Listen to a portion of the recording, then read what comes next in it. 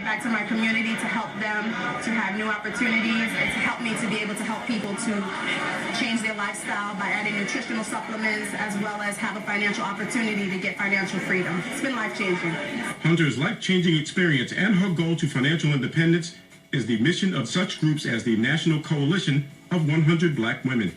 Economic empowerment is one of the key goals of our coalition. Alliances with like-minded groups is one of our main strategies, and advocating for women of color, and I should repeat that, advocating for women of color is our main mission. For Wilma Holmes Tootle, president of the National Coalition of 100 Black Women Long Island chapter, one of the missions of the organization is economic empowerment for women of color. Since 1982, the coalition has been the voice of issues that matter in community relations for people of color in both Nassau and Suffolk counties. With 64 chapters in 26 states, the National Coalition of 100 Black Women of Long Island chapter has been the advocate on behalf of women of African descent through local actions to promote economic development, healthcare, and education.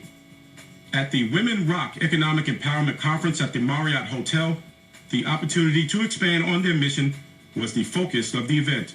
We push the envelope with leadership development and gender equity. Tonight's event is a very good example of that. You network with other women who are successful, other women who have had longer terms as entrepreneurs. You network, you focus, you make sure that you stay current, you keep learning, and you don't lose hope.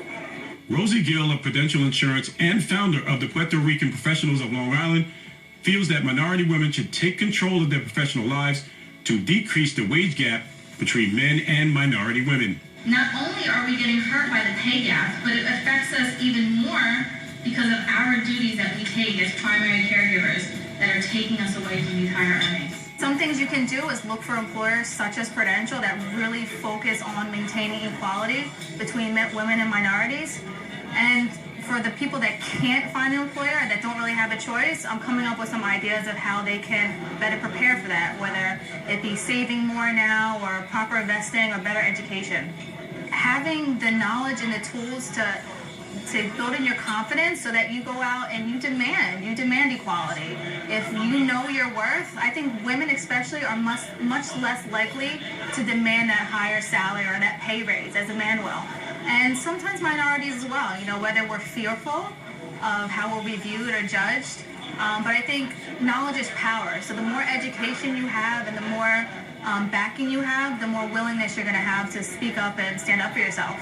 You'll encounter bumps in the road, but to succeed, you have to be willing to keep on going. You have to keep on keeping on. What they say, nothing succeeds like success. If at first you don't succeed, try again. I can't speak highly enough for education and training, but there's something else, networking and mentorship. They have to keep themselves surrounded with other women and men who have been successful in their respective fields and learn as much as they can from them. Michelle Centeno, a former business developer and president of the National Conference of Puerto Rican Women, has strong advice for potential minority business owners to be successful. When you're in business, what you should really be cognizant of, to be aware of, you may be a good buyer, you may be a good seller, but what's very important, what's very key in order for you to be successful is to administratively also be consciously aware of what you have to do to run your business successfully administratively. Embrace what you don't know, especially in the beginning, because what you don't know can become one of your greatest assets. It ensures that you will absolutely be doing things differently from everybody else, says Sarah Brakely. For more on the mission of the National Coalition of 100 Black Women of Long Island chapter, go to li100bw.com. For Push Pause in Uniondale, this is Archie Snowden. Don't put a ceiling on yourself.